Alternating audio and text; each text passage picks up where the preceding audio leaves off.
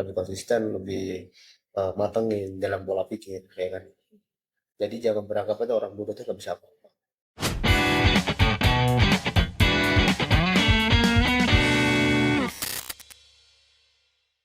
Halo teman-teman semuanya, baik lagi di OTP obrolan tidak penting. Seperti tagline yang sering kita dengar, jangan di like, jangan di komen, jangan di share, apalagi di subscribe.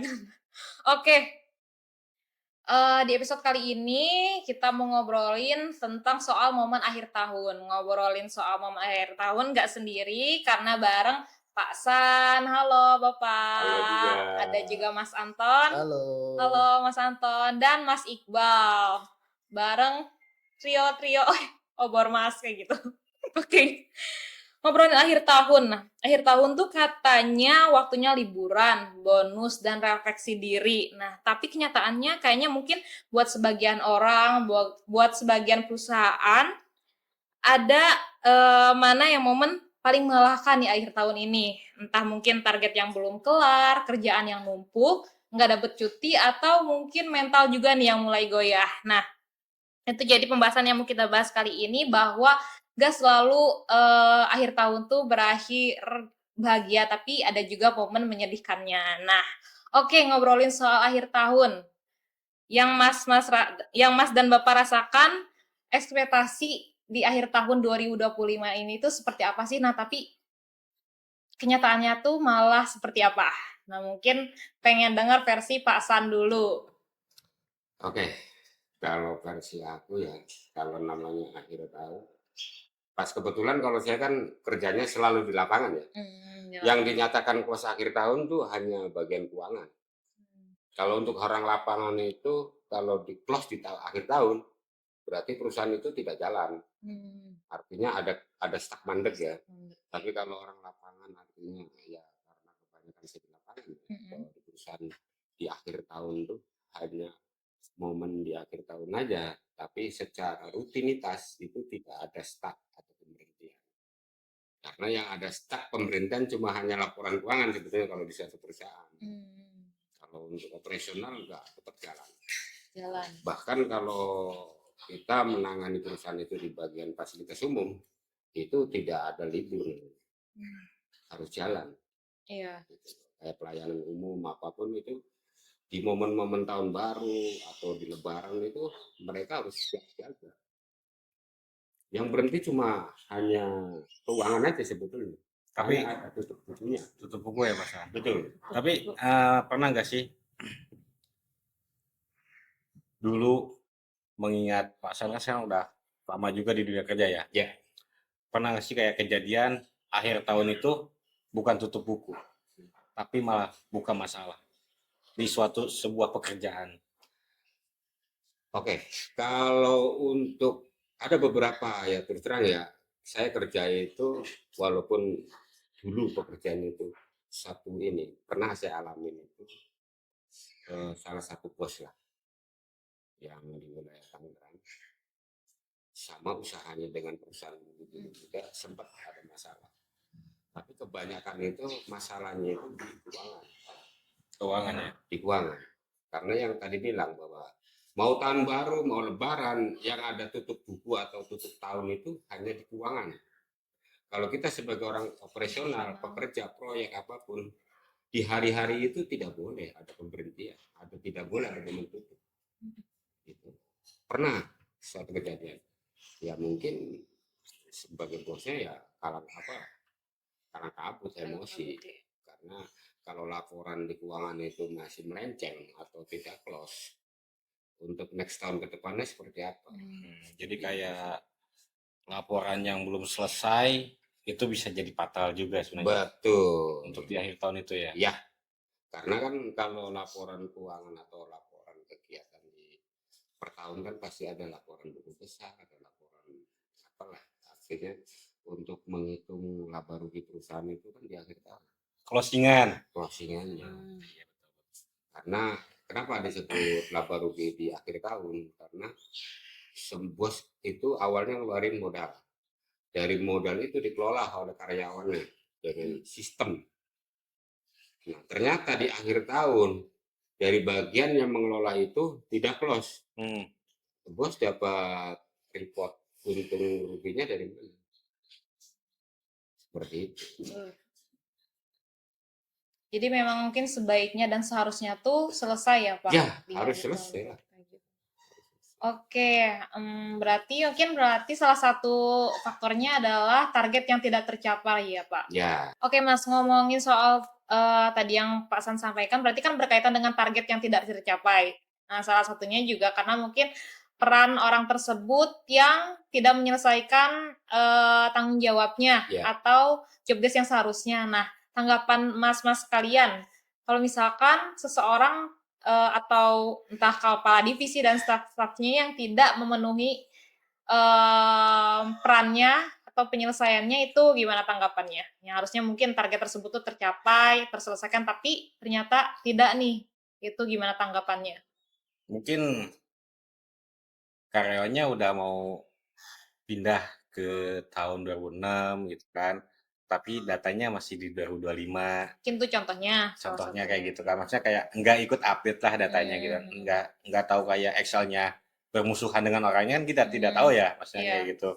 Mungkin secara laporan intinya, secara status mungkin di A, tapi secara laporannya di B, double laporan mungkin ya. Itu yang mungkin menjadi faktor fatalnya permasalahan di akhir tahun, karena memang sangat riskan ya. iya, riskan banget, riskan banget. Yang saya tahu tuh kalau pelaporan tidak bisa close di akhir tahun, artinya ke bos sendiri atau manajemen lah ya, suatu perusahaan, dia tidak bisa menghitung laporan yang begitu besar, karena laporan itu akan menciptakan atau memunculkan keuntungan atau kerugian, karena progres ke depan di 2000 selanjutnya. Artinya kan perusahaan punya planning plan, karena planning plan itu kalau yang bagus kan bisa sampai 3 tahun ke depan, bisa sampai 5 tahun ke depan. Iya, Ternyata di roadmap-nya. tahun ke belakang itu ada miss di satu titik. Iya. Nah, ini akan kendala besar. Ya salah satunya kenapa di perusahaan suka ada rotasi, komutasi, ada permajaan, ada evaluasi juga yang pernah ditanyakan oleh teman kita dulu, kenapa di perusahaan ada evaluasi? Iya. Karena salah satunya seperti itu. Kenapa sih di perusahaan harus ada job desk? Salah satunya membatasi jangan sampai kita sebagai karyawan itu over dari pekerjaan tanggung jawabnya. Tapi untuk karyawan yang kayak begitu itu bisa dinyatakan gagal tidak sih Pak? Ya, Gagal. iya, apalagi kalau dia predikatnya udah. Otomatis kan manajemen mengangkat seseorang kan pasti lihat dari skill. Kriteria skill ya. Hasil. Skillnya juga. dari interview awal biasanya kayak gitu. Atau dari prosesnya waktu masuk itu, oh dia daftar di bagian itu, ternyata gagal. Makanya ada evaluasi kan. Berarti jabatan itu tuh Belum bisa diembannya, dinyatakan menjamin belum. ya. Iya. tidak menjamin ya. Jadi Iya. kayak jabatan tinggi tanpa tanggung jawab berarti cuma gelar tanpa isi. Betul. Coba mungkin Mas Anton pengen nambahin tadi yang disampaikan sama Mas Iqbal. Mungkin saya belum ada pengalaman ke situ ya, membahas di situ ya. Agak rumit ya. Saya juga agak Ya belum sih. paham. Cuman dari dua belah pihak ini kalau saya tanggepin, yang B ngomong ini, yang A ngomong gini. Kalau dari pribadi saya kayak kurang konsisten di awal. Jadi gini bro, kerjaan itu bukan soal sibuk. Hmm. Yang penting soal selesai. Iya. Betul. Finishing akhir. Lo mau kerja sambil tiduran nggak jadi masalah. Yang penting finishingnya selesai. Iya gitu. Sama aja kalau gitu kan SOP-nya gagal. Ya tadi ditanyakan. Itu Iya. SOP-nya gagal. Jadi apa yang dia udah di awal udah dibicarakan. Nah, sebetulnya bukan SOP-nya gagal, tapi pengemban SOP-nya yang gagal. Orangnya. SOP-nya mah SOP-nya udah benar. benar ya. Cuman cara mengembangkannya apa? Orangnya Orangnya. yang melakukan SOP-nya yang gagal. Pelaksananya ya. Itu salah satunya ya. Iya. Nah, gitu. Jadi kan di awal kan apa yang harus jadi job desk kan? Apa bahasa ininya? Job desk ya? Iya, gitu. Nah, Iya, job job desk desk. yang udah dijalankan kan harusnya kan udah paham. Sesuai jabatan.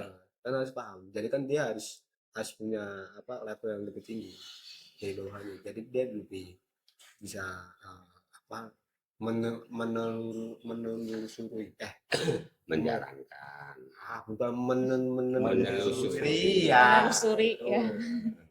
Jadi kan dia lebih tahu ya kan, mana yang benar, mana yang salah. Jadi kalau dari case-nya kesalahan kayak gini kan ya mungkin ada beberapa kesalahan di dalam Mm-mm. tanpa orang bawahnya gitu aja sih. Tapi fatal. Itu fatal. Karena akhir tahun itu harusnya bawa harapan, bukan Iya. utang laporan. Nah, itu hari kebahagiaan, Mm-mm. bukan hari kesedihan. Oke, mungkin itu jadi suatu momen yang cukup ya bisa dikatakan menyedihkan juga gitu ya kalau misalkan suatu perusahaan mengalami hal tersebut. Nah, kalau misalkan nih itu misalkan terjadi di suatu divisi, nah Mas sekalian dan Bapak mungkin sebagai divisi lain melihat hal tersebut bila terjadi di perusahaan yang Mas kerjakan, gimana tanggapannya mungkin yang bisa Mas lakukan atau sudut pandang Mas ketika momen tersebut terjadi di perusahaan Mas, apa yang sebaiknya Mas lakukan gitu, mungkin sebagai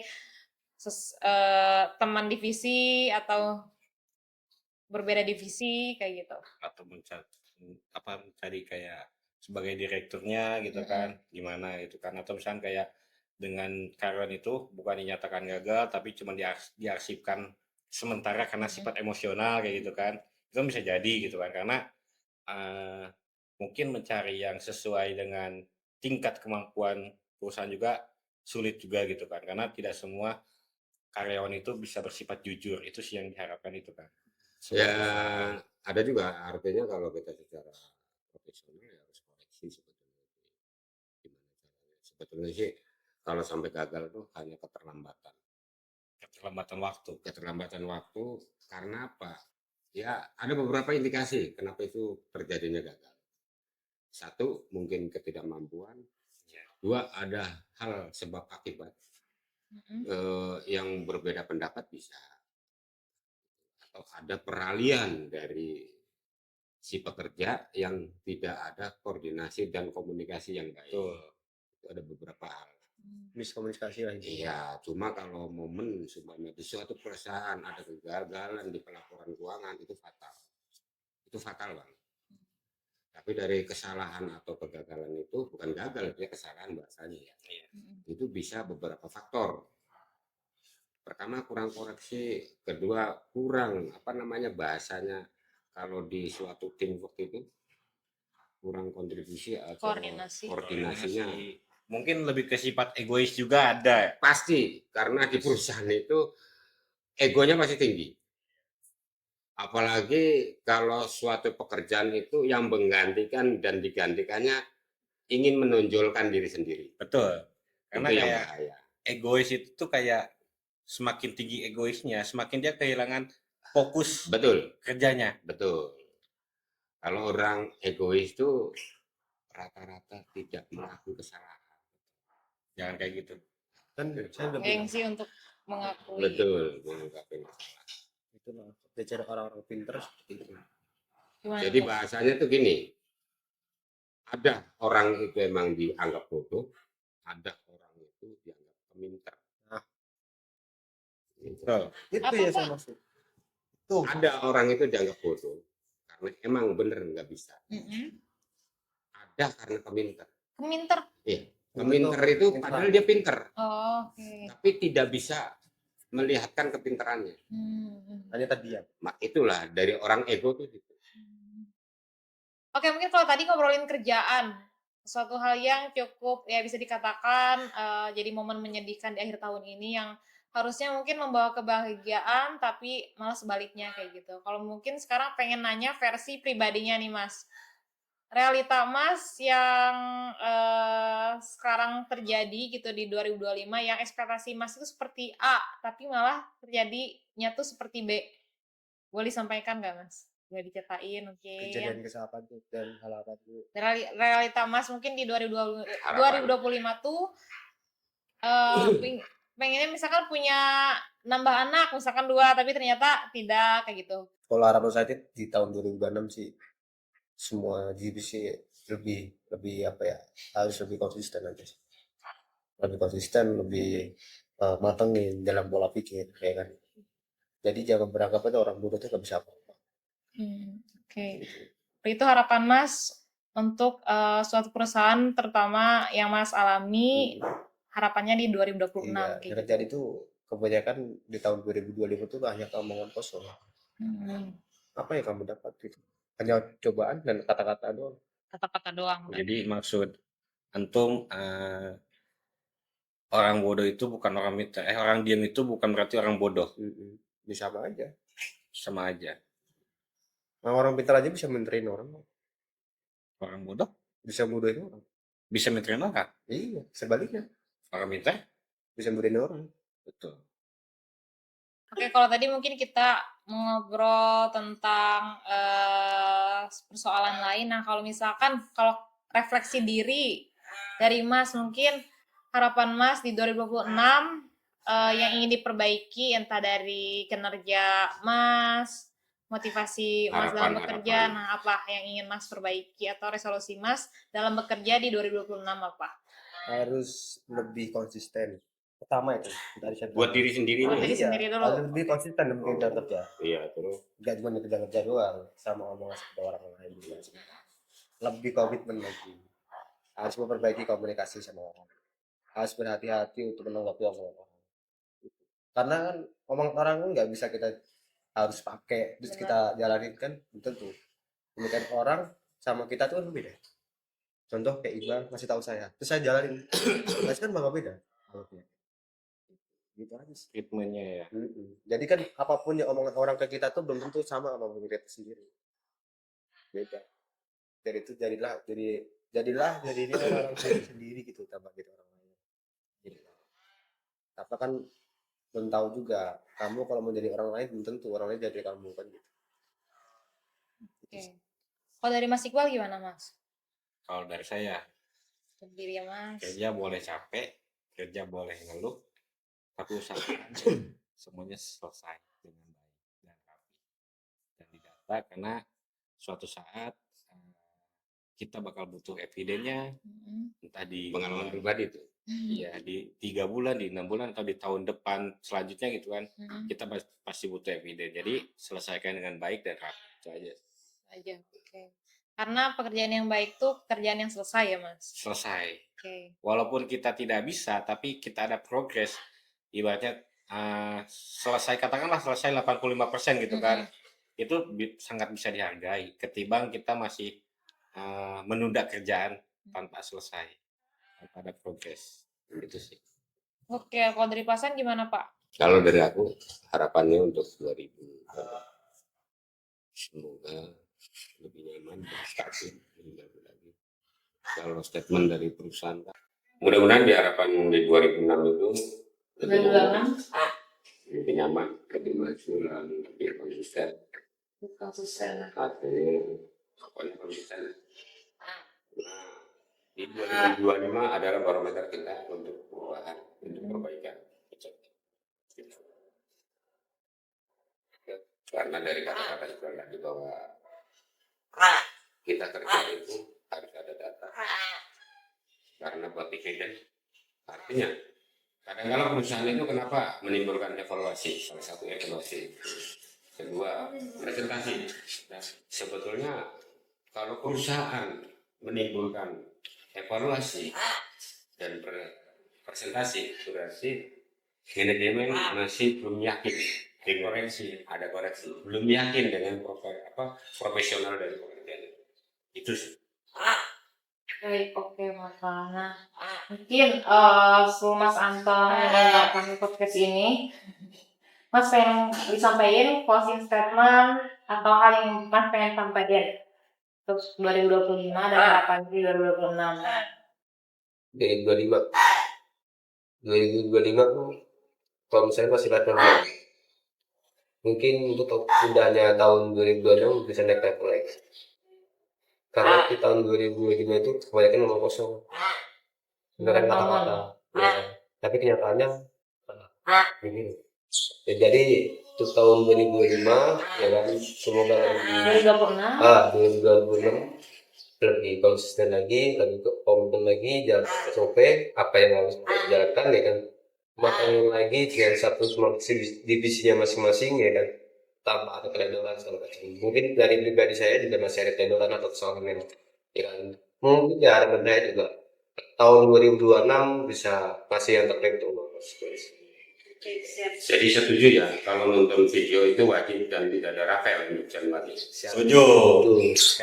Saya mau nambahin satu lagi untuk diri saya sendiri. Boleh kan? Boleh. Kata Allah, tahun ini akan membuatmu kuat. Kata Allah, di tahun 2026, aku akan membuatmu bahagia. See you. Oke, teman-teman, mungkin tadi seperti apa yang disampaikan Pak San, Mas Anton, dan Mas Iqbal, ada hal yang bisa kita ambil, ada pembelajaran yang bisa kita ambil. Mungkin kejadiannya bisa terjadi pada diri sendiri atau orang lain, tapi yang pasti kita ambil hikmahnya, ambil pelajarannya, dan yang pasti semoga mungkin tahun ini tidak seberuntung tahun-tahun sebelumnya yang momennya bahagia tapi malah bertolak belakang, tapi tentunya ada hikmah, ada hal penting juga yang bisa kita ambil pelajarannya. Oke, dari OTP kali ini semoga cerita-cerita yang tadi disampaikan bisa diambil hikmahnya dan pelajarannya. Ditunggu di OTP next spesial 2020. Nah, karena ini OTP terakhir di tahun 2020. Oke, teman-teman. See you next time.